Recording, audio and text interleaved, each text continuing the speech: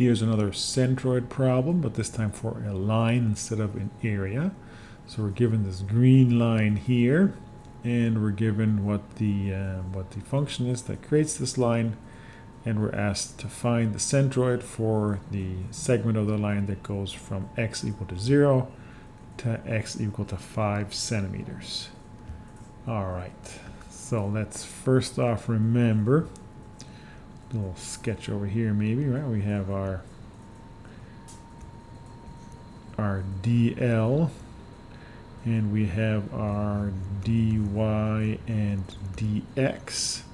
So that means we have dl is equal to square root of dx squared plus dy squared, which means, I guess we did in class, right, we can rewrite this and say this is, in this case, we want to have dx because we'll give everything an x. So 1 plus dy dx squared times dx. All right, that means we need to find dy dx. So that's just the first derivative. Dy dx is equal to, let's write this out, d dx of our function there, x to the third minus 25x, and that is 3x squared minus 25.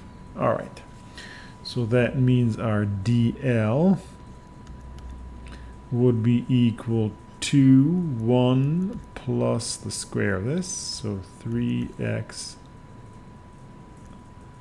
squared minus 25 squared times dx.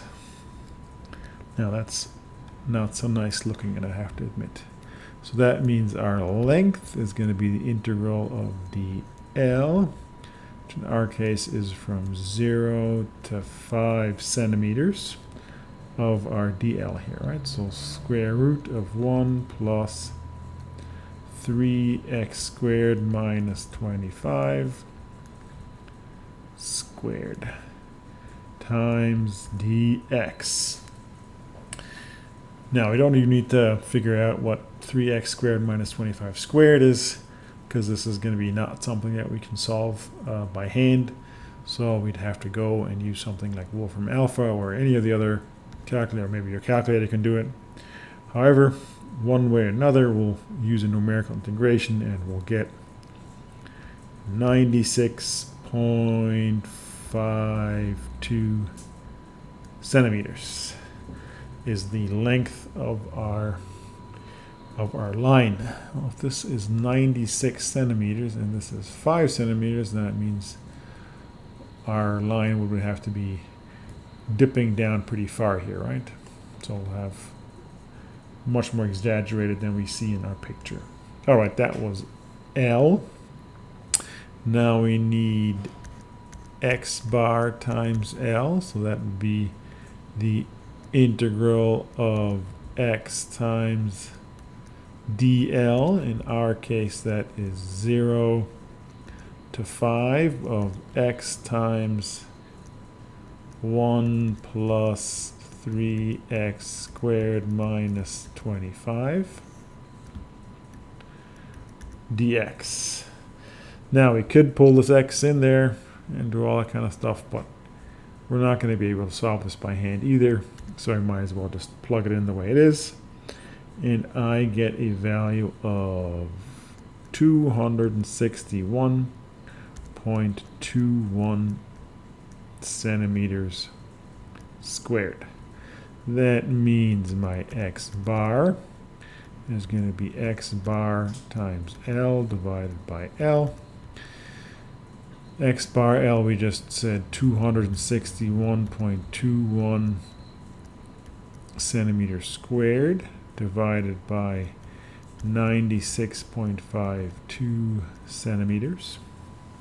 Now, if you are using something like Wolfram Alpha and you're worried about accuracy because you're only have the approximate versions of L and of x bar L, you can actually type it in as this integral divided by that integral, and Wolfram will give you the most precise answer then. But if we just use the two numbers we have here, divide them, we get 2.71 centimeters. That would be the location in the x direction.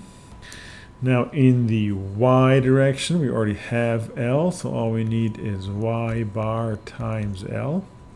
That would be the integral of y dl. In our case, 0 to 5 of y times square root of 1 plus 3x squared minus 25 squared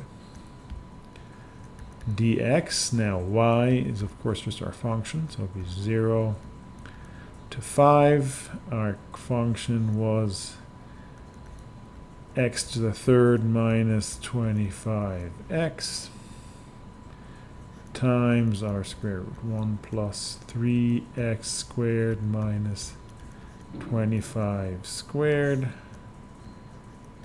dx. Now that's an easy thing to do.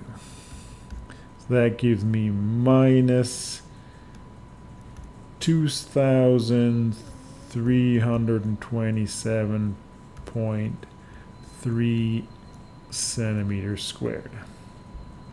All right, then to find our y bar, we'll have to do y bar L over L be minus 2,327.3 centimeters squared divided by 95, where was it? 96.52